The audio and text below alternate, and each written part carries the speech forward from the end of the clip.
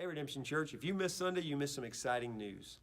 And I'm here to tell you and bring you up to speed. There's excitement in the hearts of people at Redemption because there's some renovations that are going to be taking place. This church building is going to be looking a lot different in the very near future. That is with your help.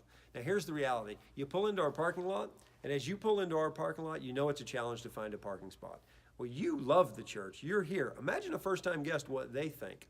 When they pull into a parking lot and there's not a spot for them, they think, if there's not a spot for me in the parking lot, maybe there's not a seat for me and a place for me in this church. And that is not our heart or our desire. As you know, we want to reach more people with the gospel of Jesus Christ. And so let's say they do find a spot and they walk into a foyer. They're going to walk into about a 15-foot room and then step into the worship center. If they showed up right at the beginning of worship, then the lights are out, the music is playing. It's really difficult to acclimate, get your bearings, and know where to go. And so let's say they have children. Now they have to check their children in. And they have to do that with our change maker, and they're yelling and they're talking really loud over the music. It's just not a good environment. Then their next challenge is, where do I find a seat? Again, you're in a dark worship center. It's difficult to find a seat. Guests just will not come back.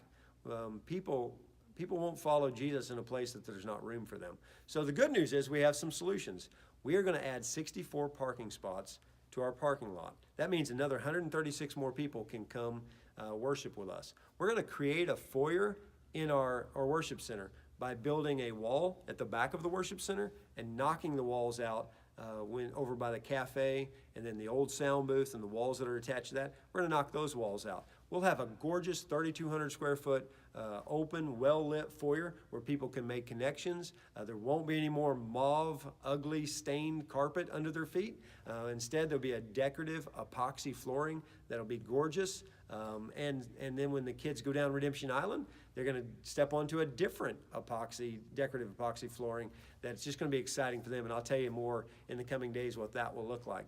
We are focusing on member experience and first-time guest experience. We want to make room in the parking lot. We want to make room in a worship center. We want to give our members and guests a place where they can connect in a large foyer. We hope you'll help us do this. This project's going to cost $120,000.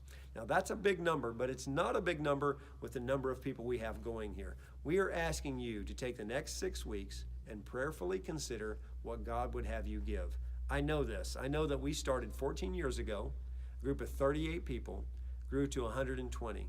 God gave us a little 6,000 square foot building, maybe 50 parking spots.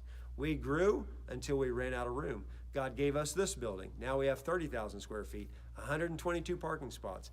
As good stewards, we are going to expand that parking, make better connection area, make a better worship experience, and that will change lives.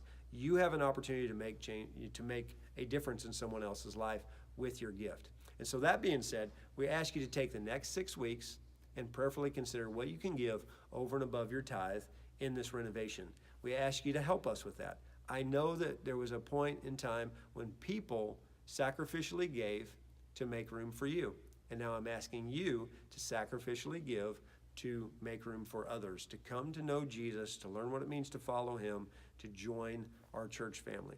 So over the next 6 weeks, we're going to be receiving pledges. You'll see pledge cards this Sunday, and you just take those, take them up to the altar, begin to pray about what God would have you give. And if you have questions about any of these renovations, if you want to have more details, come check out the board behind me. Come talk to me in person, talk to any of our elders or our staff. They're all on the same page. They know what's going on. Hey, God bless you. I look forward to seeing what God's going to do through you and through your generosity.